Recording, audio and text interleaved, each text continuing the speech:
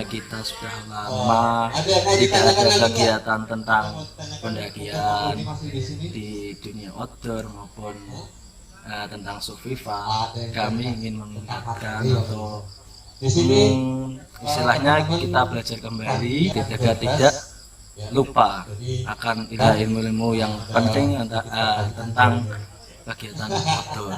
Dan juga di samping itu kita ingin silaturahim, mendekatkan dari yang belum kenal menjadi kenal, dari yang asalnya sudah mempunyai skill. Nah, kita belajar berbaur, berbagi ilmu bersama. Ada yang tahu nggak kenapa nggak boleh promo dekat? Nomornya di itu. Bisa diberitahu? Oh ya, kan boleh.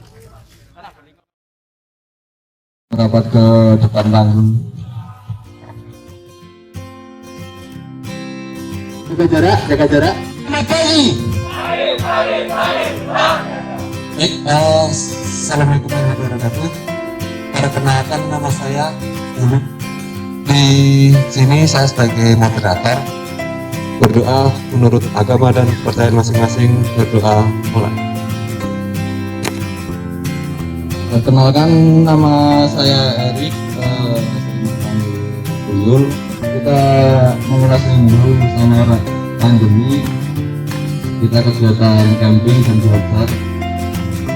Tapi bagaimana cara membuat tanggung dengan kayu bukit ataupun dengan pakaian yang kita pakai, karena musibah bencana tidak mengenal waktu dan tidak mengenal tempat. Mungkin dari bapak-bapak teman-teman tahu, oh aku sering jali ini tapi angin dengan tali sapinya, maksudnya dari belakang.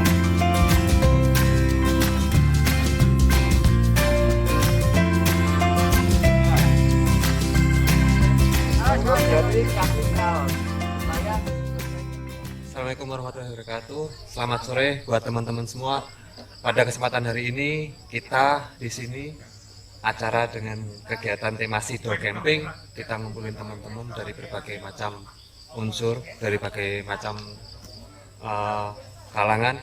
Kita pengen ngadain camping bareng yang dimana kita isi dengan berbagai macam materi.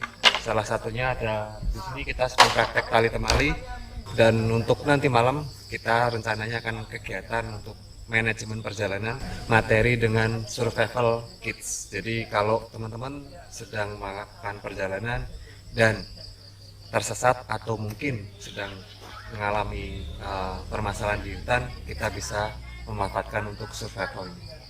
Salah satunya kita adain acara ini biar kita bisa sharing, kita belajar bareng. Jadi ya yang sudah pernah mengalami, yang sudah punya ilmu, kita bisa share di sini.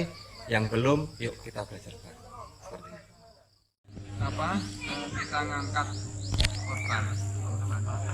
Adakah tumpuan si pengangkat itu dengan ketentuan khusus atau sembarang? Misalnya Ada. tumpuan kaki. Ada. Kita harus kompak, kaki harus kompak. Kenapa? Kalau nggak kompak itu mesti ono sing dorono ini.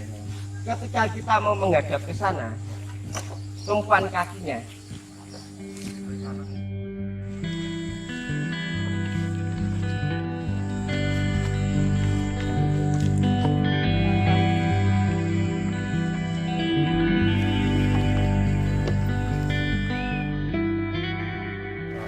pada dasarnya ketika kita berkegiatan di lapangan itu kita harus tahu tentang simbol, paling tidak itu minimal 8 simbol dasar, karena itu yang sering digunakan. Tidak hanya simbol saja, kita mencoba membuat yang namanya tanda darurat. Kenapa? Nah, dalam kehidupan sehari-hari kita tidak tahu kapan ada musibah atau bencana datang, dan ketika kita dihadapkan dengan hal emergensi dan ada korban pun segera dipindahkan ke tempat aman. Misalkan kita bisa membuat tandu darurat, kita bikin tandu, karena dalam kehidupan itu sebagai makhluk sosial kita harus saling menolong.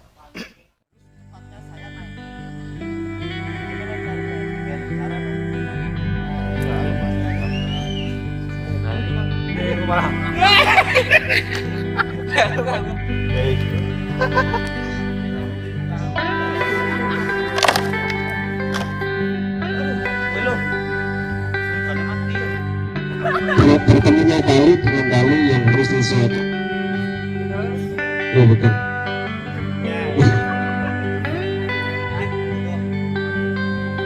Jam 19.00. Kalau bisa semuanya sudah kumpul di sini.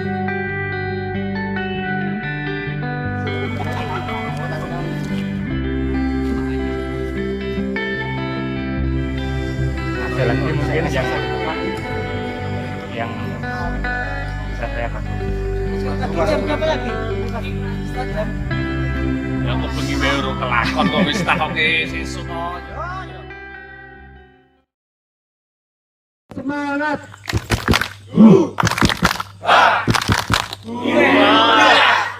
Jadi ada kaos, ada gelang, ada pematik atau tinder, ada stiker. Pembentukan tim sudah terbentuk. Perlu nggak kita mengatur manajemen lagi barang apa saja yang akan kita bawa? Jadi setiap pendaki atau petualang yang mereka suka dengan kegiatan alam bebas itu harus mengetahui manajemen perjalanan, karena di manajemen perjalanan itu sangat-sangat diperlukan untuk mengurangi resiko terjadi hal-hal yang tidak diinginkan. Makanya manajemen perjalanan sama survival itu saling keterkaitan dan itu sangat bermanfaat sebagai dasar atau bekal utama seorang petualang. Begitu. Tapi bukan berarti baju. Makanya semua bivak itu pasti shelter belum tentu bivak. Karena baju tidak masuk ke bivak. Tapi ini salah satu shelter kita. Kegiatan di alam bebas ataupun bisa disebut sebagai petualangan bukanlah sebuah kegiatan dengan resiko kecil, tapi resikonya adalah sangat besar. Resikonya adalah kematian. Jadi manajemen perjalanan survival itu hal yang harus diketahui dan harus dikuasai oleh teman-teman yang ingin berpetualang.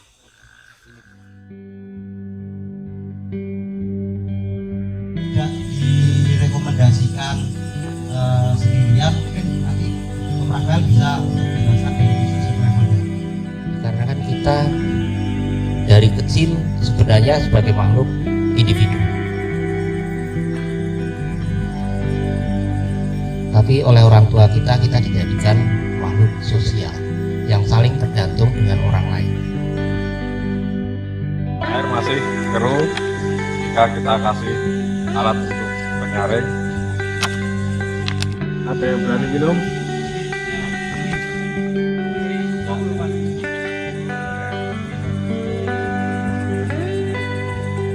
Masuk ke air keruh, terus dari sini nanti keluarnya air jernih. Kita pompa. Tiap pendaki atau seorang petualang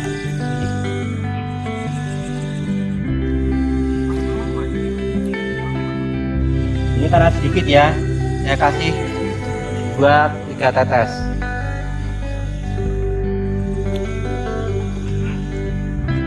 Harusnya yang main adalah air starternya. Ini diam.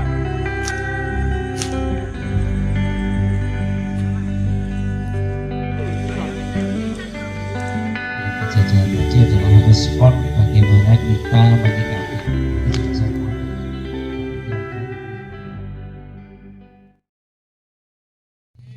Selamat pagi. Apa kabar? Sudah camping? Bagaimana rasanya? Ya, baik seluruh peserta segera kita berapat ke tengah lapangan. Nama saya Arif Pamungkas, biasa dipanggil Ayib. Nama saya Arif Mahadi, biasa dipanggil Kiwi. Nama saya Alan. Bagus sih, Alan, si Alan ya.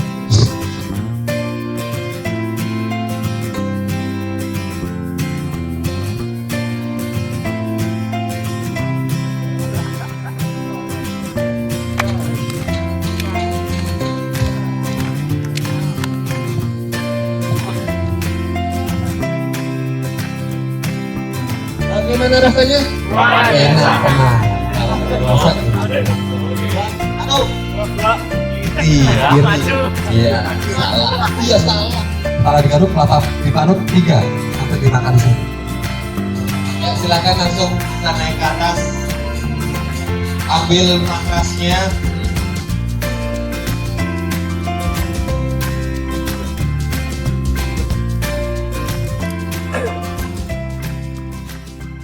Karena dasar dari semua kegiatan di alam bebas itu ada 4 kompetensi, yaitu survival, first aid, navigasi, dan mountaineering.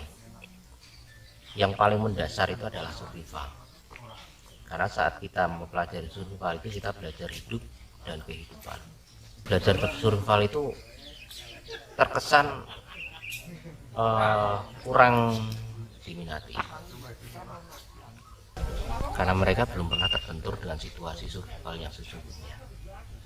Jadi dia beranggapan dengan peralatan dan perbekalan mereka yang lengkap, bahkan yang canggih, itu cukup. Di kondisi yang real, saat kita stres, semuanya tidak berfungsi. Jadi peralatan itu hanya sebagai pembackup. Inti dari peralatan sesungguhnya adalah otak kita yang diciptakan oleh Tuhan. Itu alat survival yang benar-benar tidak bisa digantikan oleh apapun. Cara kita membuat harness dari wisik ataupun memakai harness itu usahakan jongkok.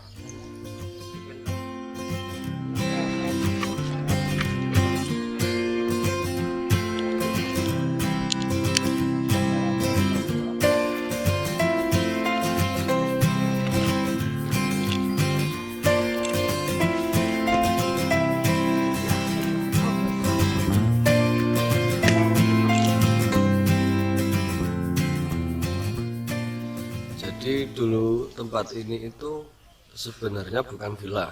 Jadi tempat ini dijadikan untuk budidaya lobster, budidaya tanaman hias, ikan hias, dan buah naga.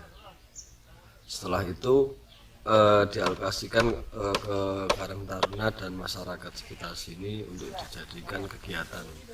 Jadi kita tetap budidaya ikan, tetap budidaya tanaman. Kita rencana sih ingin membuat rumah jagat. Jadi yang rumah jagat ini kita fungsikan untuk pembibitan tanaman tahunan, terus sama pembibitan tanaman toga, dan juga dijadikan untuk bumi perkemahan. Kenapa bumi perkemahan? Karena dari mulai Karang Taruna, tokoh masyarakat, bahkan warga pun banyak yang berkegiatan outdoor. Sebenarnya teman-teman dari warga Ngrembel sendiri sudah membuat konsep untuk menjadikan desa Ngrembel ini menjadikan desa wisata edukasi.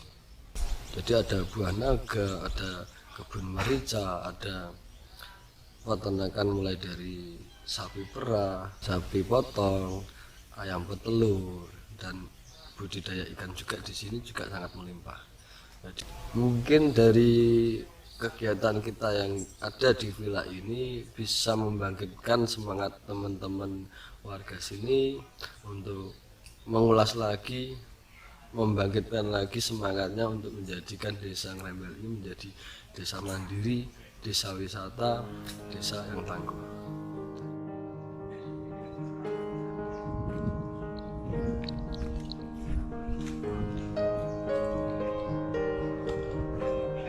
Ngentot tiba-tiba.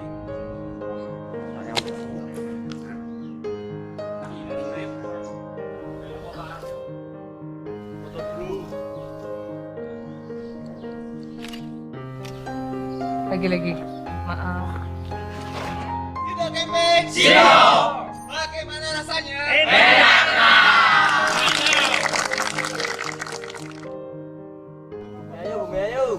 Ini kritik dan saran ini memang sangat kami butuhkan, mungkin untuk apa ya, terima pembelajaran kasih untuk kedepannya lebih baik lagi.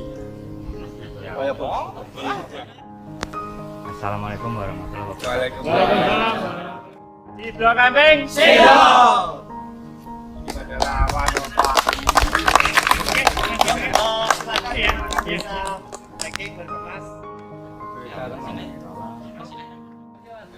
Jangan kamu ulangi terus. Ya.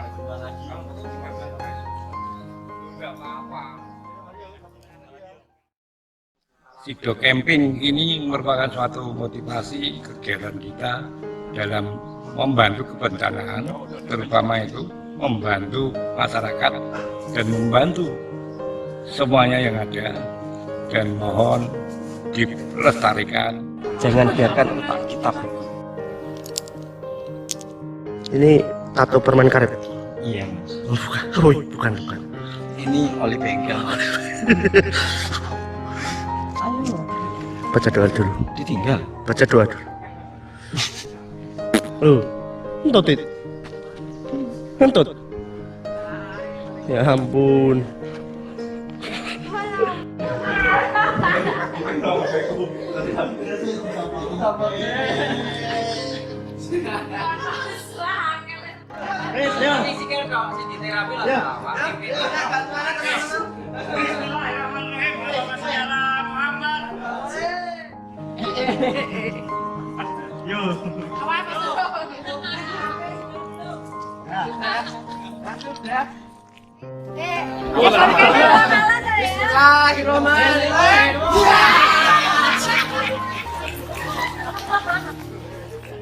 Kesalin apa? Kurang kesalin apa? Itu saat balik. Rasanya perih-perih.